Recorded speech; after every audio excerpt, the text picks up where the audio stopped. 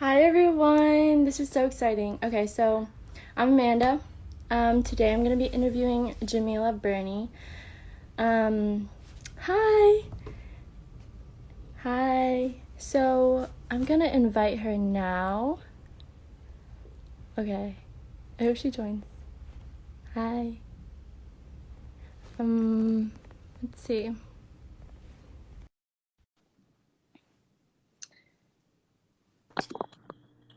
Hi. Hey, How are you? doing well. How are Yay, you? you look gorgeous, by the way. Oh, thanks. My light, I look a little, there we go. My light's a little funky. There we I go. love the red lipstick. So color coordinated. Thanks. I Thank just you, did my everyone. hair since we last talked. Feeling good. Oh my gosh, I saw that. And your daughter too, she got pink hair. Yes. Well, we I love decided that she can't have colored hair at her school. They're not allowed to. So it's like, well, she doesn't have school right now, so we might as well do something fun, right? that. Why not? So many people are dyeing their hair now. Awesome. Okay, so thank you everyone for joining. Thank you, Djemilah, for taking the time to share your insight and your story. Yeah. Thanks for inviting me. Yeah. So I guess we'll start with some introductions. Can you talk about who you are and what you do? Yeah, so my name is Djemilah Birnie, and I have a marketing agency, and I also do spiritual business coaching. My kind of come into success, I don't feel like I'm successful yet, but I've definitely made it pretty far, right? Was with my marketing agency, Midnight Sun Media. And over the past year, I have dove into the spiritual consulting and coaching as well, which kind of was an organic transition, which is kind of funny. But yeah, right now I'm the founder and chief creative director of Midnight Sun. Yeah, what part of your job brings you the most joy currently? I, I'm talking like this is kind of why I jumped into the coaching, because honestly, it's the talking with the business owners, the helping them brainstorm and come up with new creative ideas for their business, for their growth, and then just seeing the excitement on their face when things start to work, right? So a lot of these people that come to me, they have been wanting to start doing digital marketing. They've been wanting to get online, but they don't know how. I work with, mid 40s, 50s, typically business owners, and they aren't as hip as us younger generation with the Yeah. internet, so to speak. So when they start to see those results and they start to see leads coming in and sales coming in, and they can predict and scale it, because that's the best thing with digital marketing, is that we create a formula. So now we know if we put this dollar amount in, we are going to get this dollar amount back. So getting that formula is really exciting. And then just working with them through the process that's my favorite part. Cool. So, can you talk about how you got here and if you faced any obstacles along the way and how you overcame them?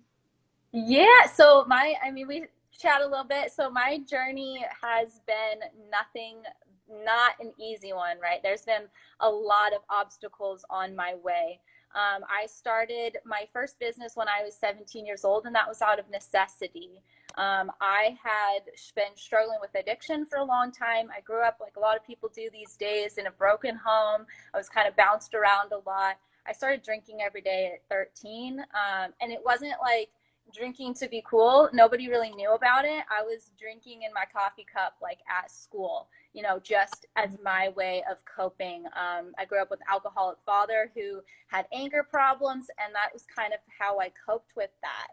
I was pushed really hard as a child to be successful, and I was a competitive skier, and I did very well at that. And I ended up breaking my femur. After that, everything kind of went downhill. I had already had an addictive personality. Obviously, I had already been drinking a lot, experimenting with party drugs, and when I broke my femur, I got hooked on pain pills. And that was my skiing was my escape from my reality. That was where I went to feel peace, and I got that taken, and so I dove really hard into drugs. I ended up having to leave my dad's house, sent to my mom's, and everything changed for me. I really got really deep into drugs. And by the time I was 16 years old, I was shooting up heroin. I wasn't living at home anymore. was living in a home with a bunch of other addicts, with an abusive man. And by the time I was 17, I was pregnant.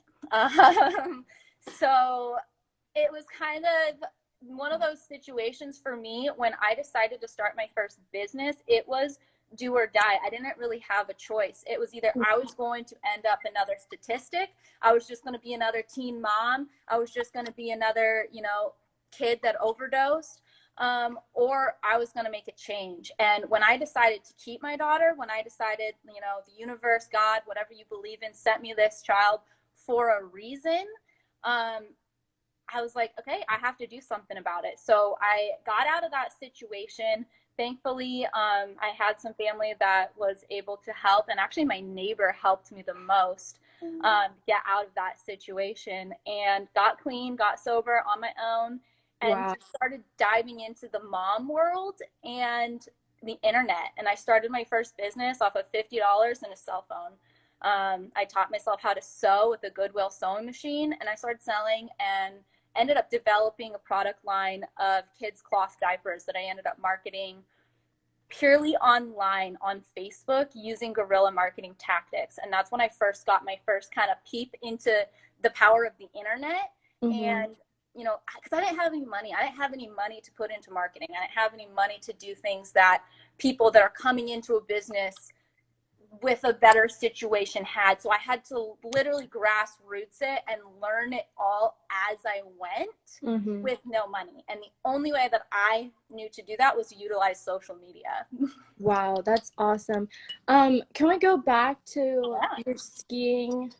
your skiing incident? I like how you said that it was kind of your escape, and at that time you were kind of using drugs to replace that escape. What other I guess methods would you recommend people to take on if they're experiencing that sort of same thing? Because during quarantine, a lot of sports are canceled, and school's canceled. People look forward to going to school. How do you recommend they replace those? Yeah, so that was hard. During that time, I didn't know any other tools. I was not spiritual at all. I didn't believe in any of the universe energy stuff. I thought that was all a big load of but Yeah. now looking back, really connecting with whatever it is that you believe in. We have to understand that we are here for a greater purpose, and whether that's the universe, whether, whatever your religion is, even if you don't have a religion, just connecting with the energy of the world, whether that just be Mother Nature, and understanding that everything that we are going through right now is to get you to where you're going. You can't see it right now. You can't see it. You don't know. You're in the depths of it, right? But everything that you're going through, no matter how hard it is, in the end, when you get to look back at your life, you're going to look back and you're like, holy shit, I learned from this, right? There was something that needed to happen. So connecting with whatever spiritual or higher power energy, understanding that it's greater than us. There's a greater purpose, and giving yourself time. Like, it's okay to feel bad. In the spiritual world, everyone is always preaching, positivity, love and light, this and that.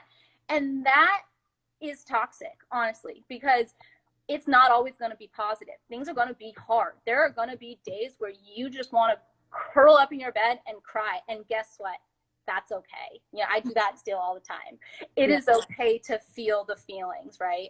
And just giving yourself the permission to feel it. Because guess what? It sucks right now. Like, it's hard. I've been struggling as well. I have my daughter here at home. I'm homeschooling. I'm running 2 businesses. I have people to take care of. I have clients to take care of that are stressed out because they lost a lot of income. It is really hard, and it's okay. So giving her that space to feel, and then, do what you can to move your body, whether that be, turning on some music and having a dance party for 5 minutes, whether that be doing some yoga, just allowing yourself to give your body some movement, because that really does help kind of get the stuck energy flowing and out. Yeah, that's awesome. And I know a big part of your life is mindfulness. So can you talk a little bit more about how you got into it, what exactly it is and how students can start practicing it? Yeah, so mindfulness for me really just means living in the present moment. It means living in the now. So again, going back to, it doesn't mean it has to always be love and light all the time. That's not realistic. It's not going to always be love and light. So being mindful is just living in the present moment, whatever it is that you're doing. Whether you are washing the dishes, wash the dishes the best of your ability. Be present while you're doing it. Do everything in the now, because that is the only time that is actually real, right? So our sadness, it comes from us thinking about the past, different traumas, things that have happened to us. And our anxiety, that comes from that fear of the future, worrying about events that haven't even happened yet. So mindfulness is just being in the now. Right now, guess what? I got fresh water to drink. I'm on this live with you. I have access to a cell phone. Everyone on this live, you guys all have cell phones. So just living in that present moment. That's really all mindfulness is. And you can do extensive mindfulness practices, meditation, yoga, which are all things that I do as well. But in the beginning, it's really just learning how to be present, how to be okay when nothing else is going on. We live in a world, we have access to so much, and so many of us don't know how to be bored, right? Like when we're bored, we feel anxious. We feel like we got to pick up our phone. We feel like we got to do something. And so learning how to be mindful is just being okay in the now. And I feel like there's a lot of mindfulness myths. Like you have to meditate for an hour a day or do yoga. Like, where do we start? Yeah. Yeah. So, I mean, there's like active meditation, right? So you don't have to be sitting there silent, meditating. And the other big misconception with meditating is that your mind has to be clear. That's not going to happen for a really long time. Let's be honest. You're going to have thoughts. That's the way our brains work. But setting that practice over time, it's going to get better. But so many people I hear say, I can't meditate because I keep thinking. I'm like, well, it's not necessarily about not thinking. It's being aware of the thoughts that come and then just letting them go, watching your thoughts and being there in the now. I meditate all the time while washing the dishes. It's actually one of my favorite times to meditate because I'm doing a activity that doesn't take a lot of thought, and I can just kind of be present and just do it. Or walking, even just taking like a 5-minute break. For me as a single mom, like I will lock myself in the bathroom sometimes just for 5 minutes, just to, okay, let's just recenter real quick. Yeah. So we have a question from an audience member. They ask,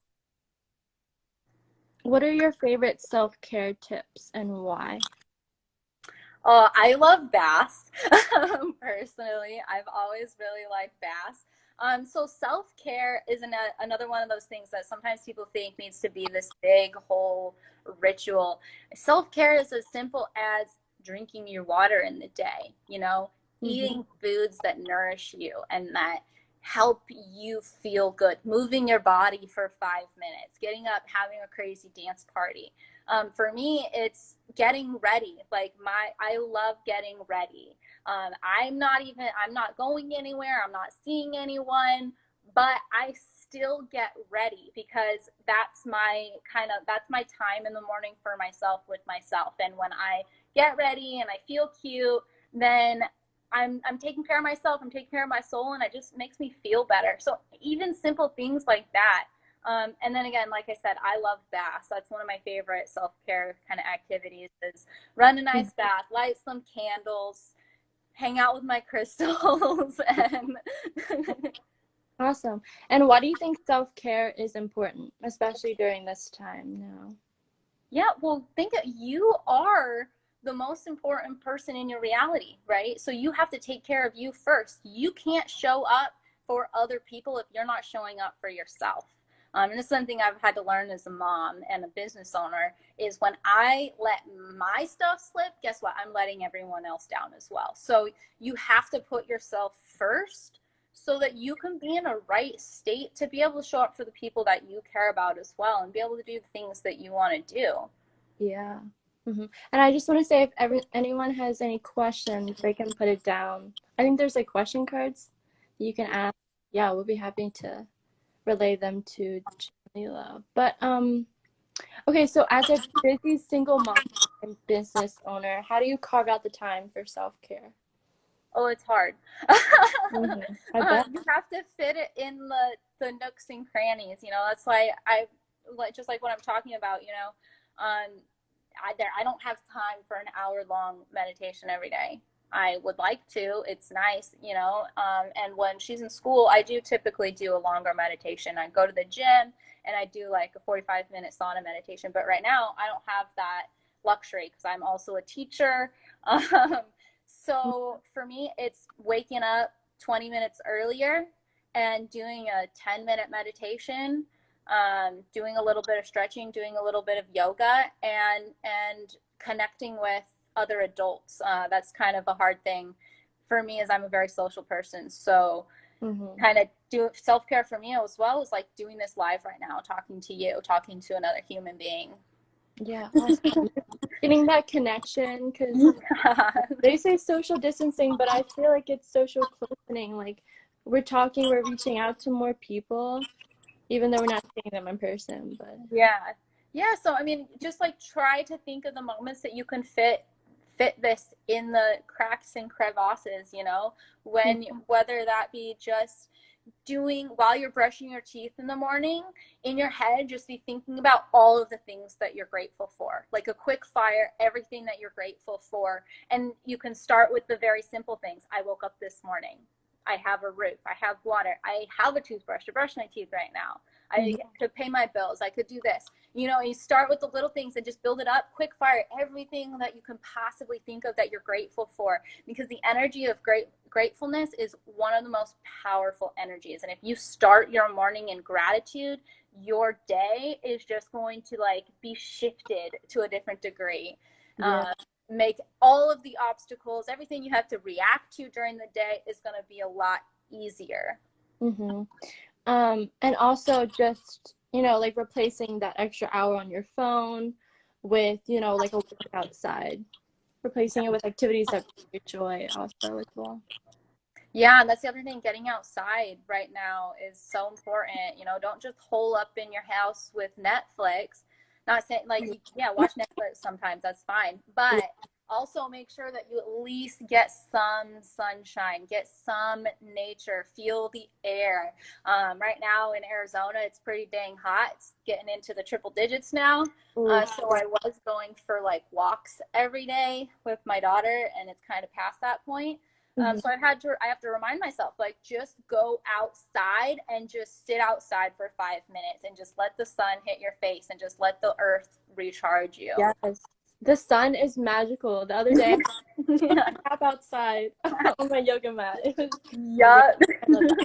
so another person, is it hard to maintain positive energy? Yeah. So that's the thing. It's not positive all the time. It's not always going to be positive, and you have to get comfortable being uncomfortable. When you start recognizing your thoughts, recognizing your emotions, and allowing yourself to feel the emotions or the energy that's not positive, that's when it's easier to shift back into that positive mindset. Because the problem comes when, that's why I said the spiritual community can kind of be a little toxic positivity, right? When we feel like we can't be in a negative state, we just try to push it away, and then we never deal with it. We don't allow ourselves to feel it, and we just put on this fake happy. And guess what? In the back of your mind, you just compartmentalize that, and now that's going to come out later, and it's going to be bigger, and it's going to really affect you, and then you're going to go into a month-long depression. At least that's what would happen with me when I would try to do that. It would all come crashing down at one time, and then it's like, okay, now I can't even do anything. So when those emotions come up, recognize them, look at them, tell yourself it's okay. I am a human being. I am meant to feel all of the things, right? There's 12 universal laws. The spiritual community always likes to only talk about the law of attraction. In these 12 universal laws, there's also the law of polarity, which means in order for there to be light, there must also be dark. In order for you to even understand happiness, you must feel sadness. If you never feel sadness, you're not even going to know what happiness is. You have nothing to compare it to, right? So understand that that's okay. You're not going to be positive all the time. And when you step into that and allow the negative emotions to be okay, you're actually going to end up being positive more often. Yeah. And that's a big thing with meditation too, you know, like letting negative and positive come in, not trying to control, but like watch them like cars on a road, you know what I mean? Yeah, Yeah. that's a big Yeah, and I do a lot of work with my spiritual clients on manifestation. And in the manifestation space, people get all caught up in their head because of the law of attraction, which is the only universal law that anyone likes to talk about, but it turns out there's 12. Is that, oh my goodness, if I'm not feeling positive, I'm not going to attract, I'm not going to manifest, I'm not going to get the things that I want. And that's just total BS. Like, that's just not true. We're human beings. We are on this planet to have a human experience, which means we must feel the range of emotions. And as long as we are mindful and recognizing the feelings, that's the thing, is when we just get into those funks and we don't try to figure out why, that's when, you know, it can go down a bad path. But when you're in that funk and you're just like, why am I feeling this? Where is this coming from? What sparked this? And you kind of dig into it, journal on it, understand it. You know, this is where the emotional intelligence comes in. Start to try to understand what that emotion is coming from, and then tell yourself it's okay to feel this way. Allow yourself to feel that way for a little bit. And once you feel, okay, past that emotion, now I can start, you know, doing the things that I know is going to get me back into a good state, which for me is dancing like an idiot in my living room. Oh my gosh, I love dance parties. Yeah, I love dance parties. Yeah, I think now is a pivotal time too, because, you know, people are at home and they finally get the chance to slow down from their busy lives and reflect on, you know, their thoughts. Yeah, that's a good point. It can be a hard time for a lot of people. I know a lot of people are struggling with that because we're so busy. Most of us, we put ourselves in all these situations. We're doing all of these things that our brains never have that time to rest. We're just go, go, go. And so whatever that trauma, whatever those emotions are that we're feeling, we don't ever deal with it, and we don't even recognize that it's there. And then when we are bored, when we are sitting around with nothing to do, all of a sudden they're coming up and we're like, what the heck is going on? Yeah. Okay, so another question is, do you have a mantra to get you through bad days? Yeah, through the bad days? Yes. The best is yet to come. I use that mantra on good days as well. If I'm going through something, I just remind myself the best is yet to come. Everything you're doing is for a reason. The best is yet to come. And even on good days, I use that same mantra, because even if I'm feeling great, everything's going awesome, just signed a 6-figure client, I just keep reminding myself, it's good now, the best is yet to come. Yeah, that's awesome. Okay, so to close up this live, what advice can you give to people who want to start practicing mindfulness or self-care? Yeah, so just pick one thing that you can do today. Don't try to overwhelm yourself. We follow all these gurus that tell us that we have to, wake up at 5:30 in the morning and do this extensive thing. Just start where you are today. Pick one thing that you can do. Pick 5 minutes, pick 10 minutes to just start. Don't get caught up in trying to implement this whole new thing that you want to do, because the problem is when we do that is that's not sustainable and we're not going to do it. And then when we don't do it, we kill our confidence, because we're like, I said I was going to do that and I didn't do it, and now you're beating yourself up mentally. So choose one thing that you can do every single day that is sustainable, that you can turn into a practice. And once you have been doing that one thing consistently for 30 days, add in another thing, add one more thing. Just be patient with yourself. Don't try to do it all at once. This is a journey, right? We're not just gonna be flying instantaneously. Yeah. And self-care, isn't just like taking a bath, but it's like realizing that you can take on these practices and sustain them. Yeah. Okay. Self-care is even just letting yourself have those bad days. That's self-care as well, giving yourself permission. Okay. Thank you so much for taking the time to talk to us. I learned a lot, Thank you so much. Yeah. Thanks for having me. Yeah. I love doing stuff like this. So Thank you everyone for joining. Hope you enjoyed. Oh, okay. thank you. Okay. Thank you. Bye.